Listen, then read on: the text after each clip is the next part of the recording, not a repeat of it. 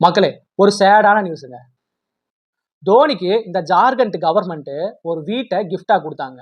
நல்ல பெரிய வீடுங்க. ஒரு 10,000 சதுரடி இருக்கும். நல்ல பெரிய வீடு. தோனிக்கு கிஃப்ட்டா குடுத்தாங்க. ஆனா தோனிக்கு அந்த விசுவாசம், அந்த சென்ஸ் கொஞ்சம் கூட இல்ல.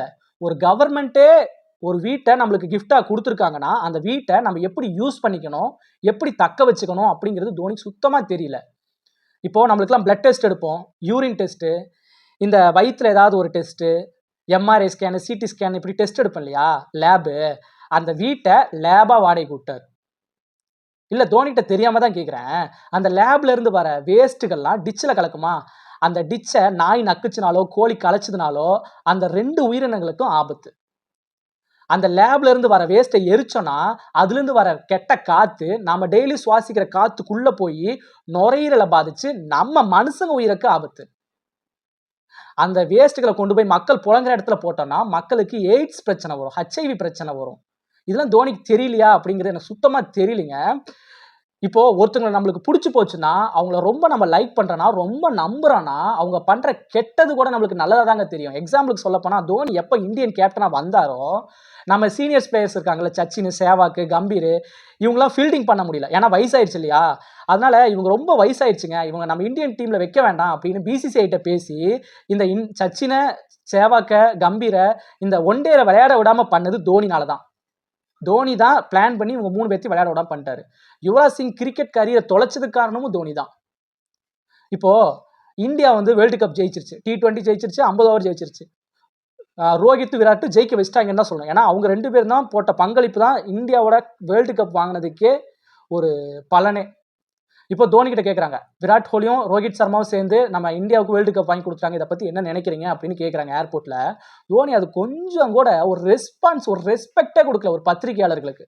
இப்படிதான் கை காட்டுறாரு. இல்ல தோனி வேர்ல்டு கப் ஜெயிச்சது வந்து தோனிக்கு பிடிக்கலையா? நம்ம இந்தியால வேர்ல்டு கப் ஜெயிச்சிட்டோம் அப்படின்னு நாம முதற்கொண்டு சவுத் ஆப்பிரிக்கா, வெஸ்ட் இண்டீஸ் எல்லாருமே இந்தியாவ புகழ்ந்து பேசிட்டு இருக்காங்க. ஆனா தோனிக்கு இது சுத்தமா பிடிக்கலையான்னு தெரியல. தோனி 3 கப் ஜெயிச்சு குடுத்துருக்காங்க நம்ம இந்தியாவுக்கு. இந்த 50 ஓவர், T20, இந்த ஐசிசி சாம்பியன்ஸ் டிராஃபிலாம் ஜெயிச்சு குடுத்துருக்காரு. ஆனா இதெல்லாம் ஜெயிச்சதுக்கு காரணமே விராட் கோலியும், ரோஹித் சர்மாவும் தான். இவங்க 2 பேரும் இல்லைன்னா தோனி கப் ஜெயிச்சிருக்கவே முடியாது. அப்படிங்கிறது என்னோட கருத்து.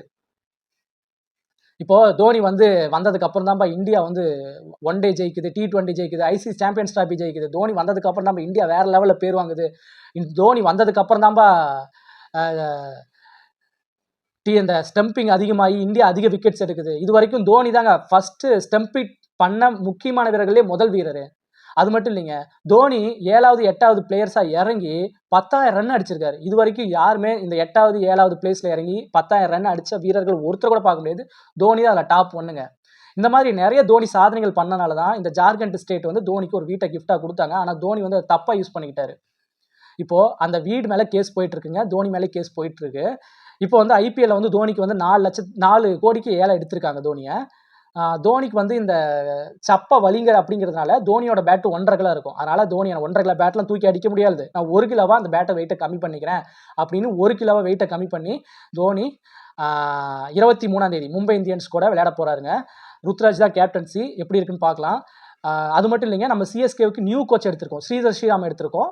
அவர் நல்ல சூப்பரான ஒரு கோச்சுங்க. நல்லா அதிரடியா பேட்டிங் விளையாடுவாரு. நல்லா பவுலிங் நம்ம ரச்சின் ரவீந்திரா, அஸ்வின், ஜடேஜா, நூர் அகமது இந்த மாதிரி ஸ்பின்னர்ஸுக்குலாம் சூப்பரா கோச்சிங் சொல்லிக் குடுப்பாருங்க ஸ்ரீதர் ஸ்ரீராம். அதனால அவரோட கோச்சிங்க நல்லா எதிர்பார்க்கலாம். அதனால சிஎஸ்கே இந்த டைம் கப்பு ஜெயிக்கிறதுக்கு மெயினான சான்ஸ் இருக்கு. பட் நெறைய பிளேயர்ஸ வந்து நம்ம சிஎஸ்கேல இருந்து நம்ம மும்பை இந்தியன்ஸ்க்கு அனுப்பிச்சிருக்கோம். எக்ஸாம்பிள் சாகர சொல்லலாம். நல்ல பிளேயரு. ஆனா நம்ம வந்து மும்பை இந்தியன்ஸ்க்கு அனுப்பிச்சிட்டோம். அது மட்டும் இல்லைங்க. தோனி வந்து இப்போ ரிஷப் பண்டோட அக்காவோட கல்யாணத்துக்கு போய் பங்கேத்துக்கிட்டு நல்லா பார்ட்டி மஜா பண்ணிட்டு வந்தாரு. அதெல்லாம் நம்ம சோசியல் மீடியால பார்த்துருப்போம். நல்லா இருந்துச்சு பார்க்கறதுக்கு. பார்க்கலாம். இந்த டைம் யார் ஜெயிக்கிறாங்கன்ட்டு. எனக்கு தெரிஞ்சு மும்பை இந்தியன்ஸ் ஜெயிக்கிறதுக்கு சான்ஸ் இருக்கு. சரி ஓகே. நீங்க ஐபிஎல்ல யார் ஜெயிப்பாங்க அப்படிங்கிறத உங்களோட சஜஷன கமெண்ட்ல போடுங்க. வீடியோ புடிச்சிருந்தா லைக் பண்ணுங்க, சப்ஸ்கிரைப் பண்ணிக்கோங்க. நெக்ஸ்ட் வீடியோல நான் உங்கள மீட் பண்றேன். பாய் மக்களே.